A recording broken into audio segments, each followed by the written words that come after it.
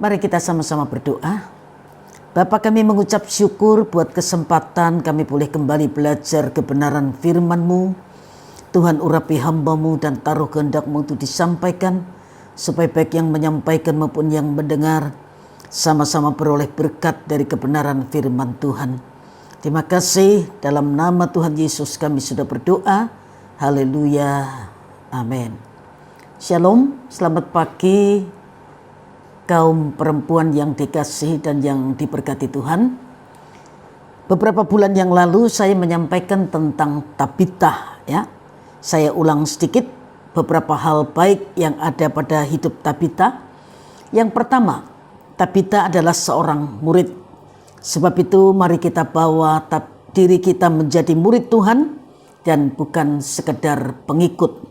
Yang kedua, Tabita itu selalu berbuat baik. Mari kita berbuat kebaikan selagi kesempatan masih ada.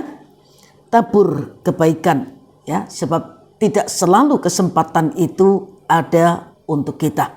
Nah, pagi ini saya akan lanjut belajar apalagi yang bisa kita teladani dari hidup Tabita. Yang pertama, hidup Tabita itu menjadi berkat. Sepertinya masalah hutang itu tidak ada di dalam kamus hidup Tabita. Kenyataannya justru sebaliknya. Tabita memberikan pertolongan kepada para janda. Terbukti ketika para janda itu menunjukkan semua baju dan pakaian yang dibuat Tabita waktu ia masih hidup. Sesungguhnya mereka mengakui bahwa mereka berhutang budi kepada Tabita. Hal ini sekaligus menunjukkan bahwa Tabita adalah orang yang bisa berkarya. Orang yang hidupnya berdampak bagi orang lain. Kata baju dalam bahasa Yunani itu menunjuk kepada pakaian dalam. Sedangkan kata pakaian dalam bahasa Yunani, ya, itu menunjuk kepada pakaian luar atau jubah. Orang di sana biasa mengenakan baju dalam dan baju luar, terutama ketika musim dingin.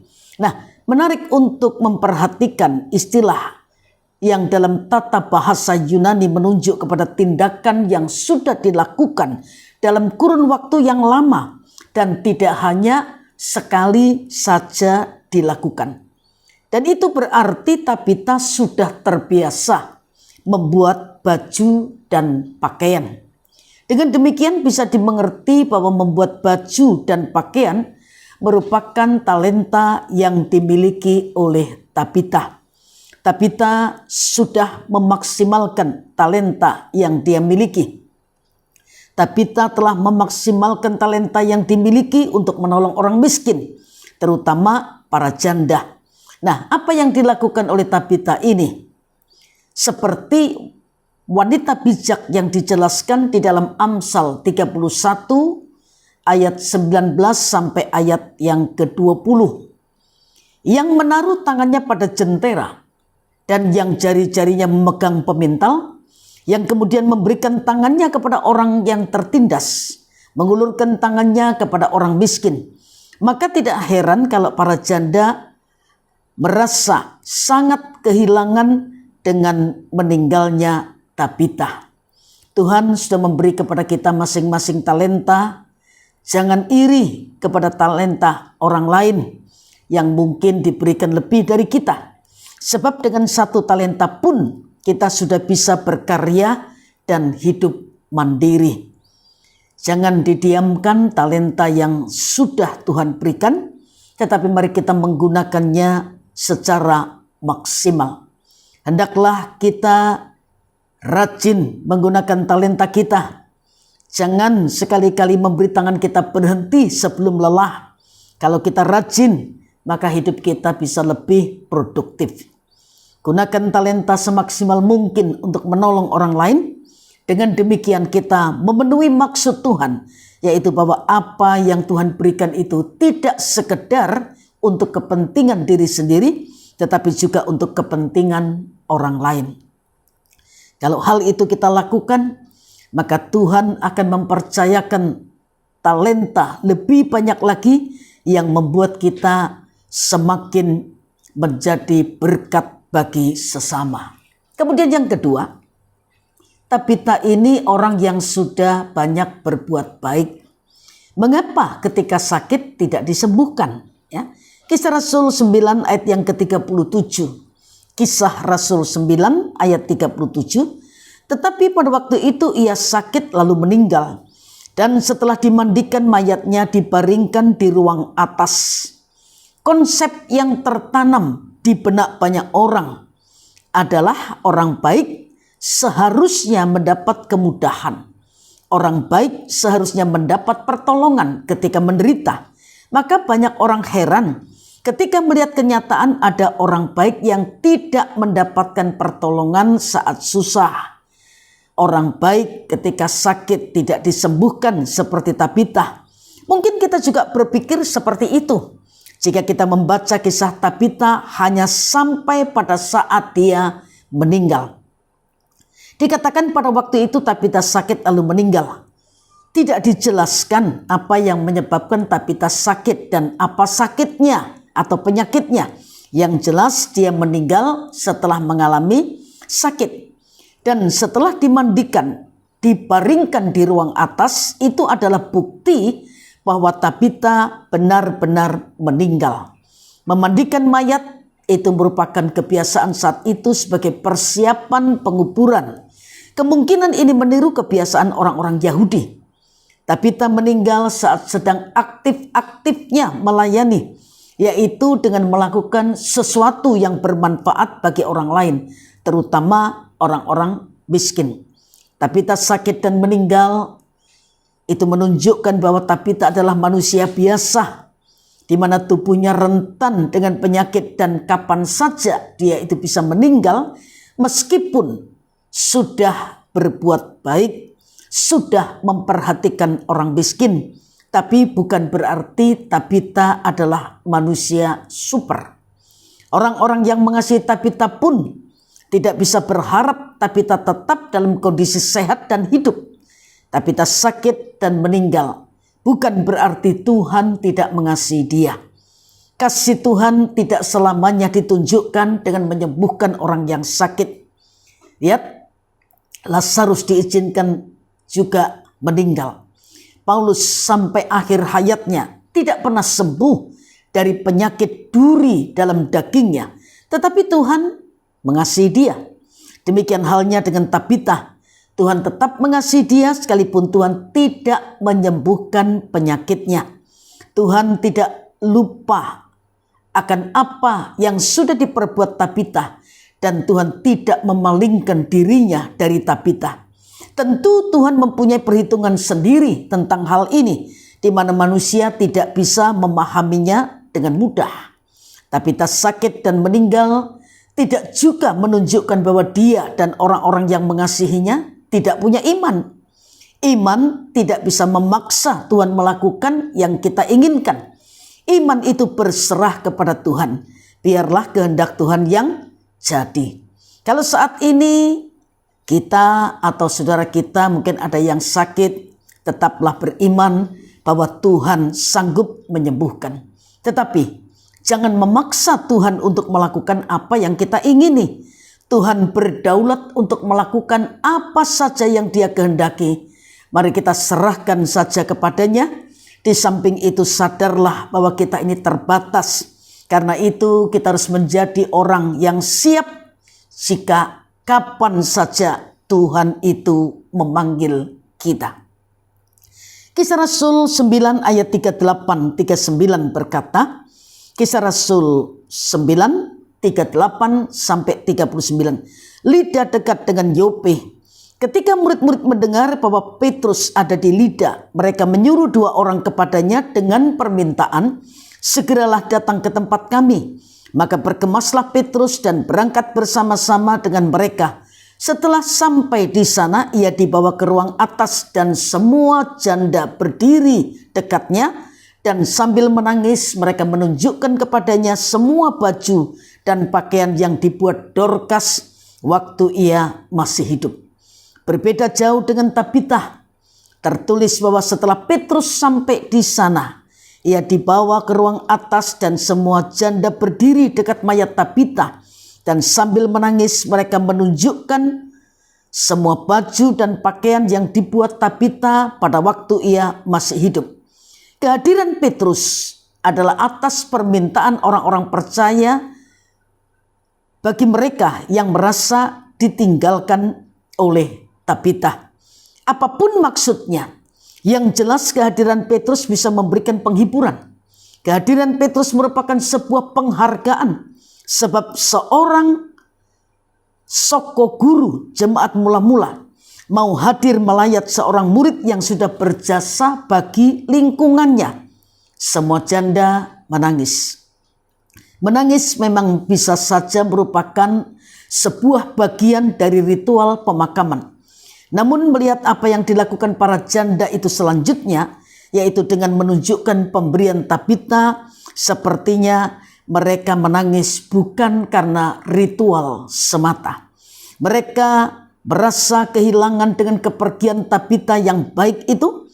Tabita memang layak untuk ditangisi sebab dia adalah orang baik yang menunjukkan kebaikannya secara nyata dengan memperhatikan dan memberi bantuan kepada orang yang membutuhkan.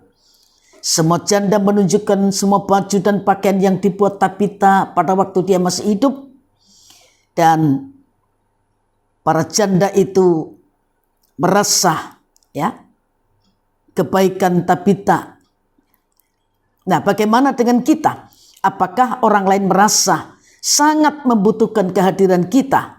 Atau malah sebaliknya merasa tidak senang dengan kehadiran kita?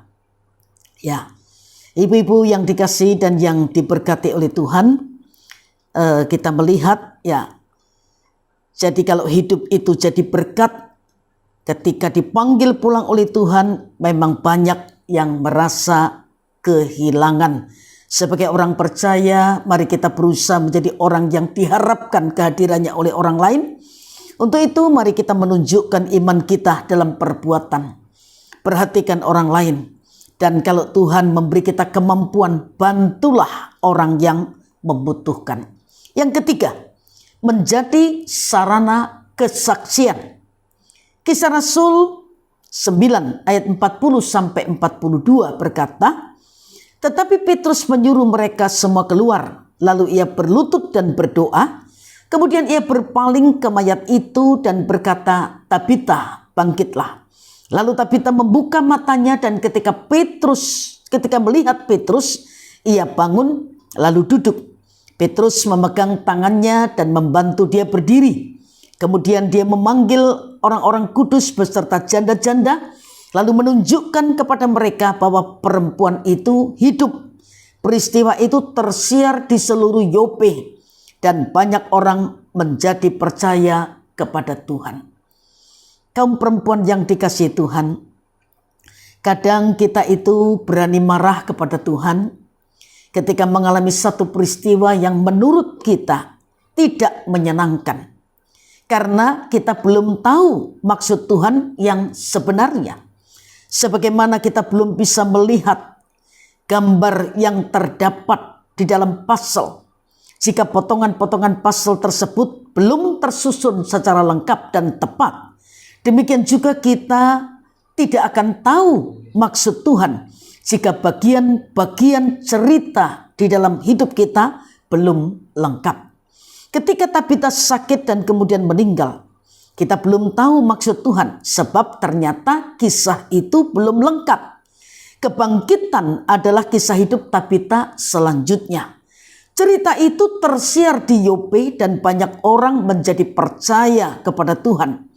Yope adalah sebuah kota pelabuhan yang terletak di Mediterania, di suku Dan, sekitar 30 mil selatan Kaisaria dan 40 mil barat laut Yerusalem. Itu adalah pelabuhan utama Palestina. Nama kota itu saat ini adalah Jaffa. Sebagai kota pelabuhan yang tentu ramai, maka berita tentang kebangkitan Tabita cepat tersebar luas. Sangat mungkin bukan hanya di Yope saja, tetapi berita itu juga dibawa oleh para pelaut atau pedagang ke tempat-tempat lain di seberang. Yang jelas banyak orang menjadi percaya kepada Tuhan karena peristiwa kebangkitan Tabita. Tabita sudah menjadi sarana kesaksian. Tetapi ada satu hal lagi yang tidak boleh dilupakan, bahwa dengan kebangkitannya Tabita mendapat kesempatan kedua. Dengan kesempatan kedua ini diharapkan Tabita bisa berbuat baik lebih banyak lagi, bisa menolong orang miskin lebih banyak lagi, dan memperhatikan para janda lebih lagi. Sejenak kita lihat contoh yang kurang baik dari Hizkia. Ketika itu Hizkia sakit dan divonis mati oleh Tuhan melalui Nabi Yesaya. Tetapi seruan Hizkia sudah mengubah vonis Tuhan itu dengan ditambahnya umur Hizkia 15 tahun lagi. Nah, bisa dikatakan ini adalah kesempatan kedua bagi Hizkia. Tetapi di kesempatan kedua ini Hizkia tidak bertindak hati-hati, bahkan boleh dikatakan sombong, yaitu dengan memamerkan kekayaan dan kekuatannya kepada utusan Raja Babel. Lebih parah lagi ketika Hizkia menjawab, ya, bukannya bertobat. Kita lihat Hizkia berkata, sungguh baik firman Tuhan yang kau ucapkan itu, tetapi pikirnya asal ada damai, ya cukuplah. Ya, kita melihat, ya, hidup menjadi sarana kesaksian bagi sesama, baik dalam perbuatan maupun perkataannya, itu adalah Tabita. Tentu saja hal seperti itu, ya, yang bisa kita teladani dalam kehidupan Tabita, bukan seperti Hizkia. Perpanjangan umur yang diberikan malah membuat Hizkia berdosa. Bukannya hidup semakin berkenan, hidup semakin menjadi berkat, tetapi membuat Hizkia jatuh dalam dosa. Kalau kita hidup benar, kuasa Tuhan nyata di dalam diri kita, karya-karya Tuhan terjadi melalui kita, dan sesungguhnya kita juga bisa menjadi sarana kesaksian bagi sesama. Ya, kita sudah belajar beberapa hal dari Tabita. Mari kita ambil hal-hal yang baik yang ada pada kehidupan Tabita, kita teladani supaya hidup kita semakin menjadi berkat menjelang Tuhan Yesus Kepala Gereja dan mempelai laki-laki datang kembali pada kali yang kedua. Tuhan memberkati. Mari kita sama-sama berdoa. Bapa, bersyukur buat kebenaran firman yang sudah kami dengar. Sempurnakan pemberitaan firman dan terjemahkan lebih dari yang hamba-Mu bisa sampaikan kepada setiap pribadi yang mendengar kebenaran ini. Terima kasih Tuhan, meteraikan firman dan mampukan kami menjadi pelaku kebenaran firman Tuhan, sebab berbahagia orang yang mendengar dan melakukan firman Tuhan. Berkati para perempuan yang ada, berkati semua yang sudah mendengarkan, dan tolong kami dalam masa-masa pandemi ini, kami tetap hidup berpaut kepada Tuhan, sehingga anugerah Tuhan tetap menyertai setiap kami, dimanapun kami berada. Terima kasih Tuhan. Dalam nama Tuhan Yesus kami sudah berdoa. Haleluya. Amin. Selamat pagi, Tuhan memberkati kita semua.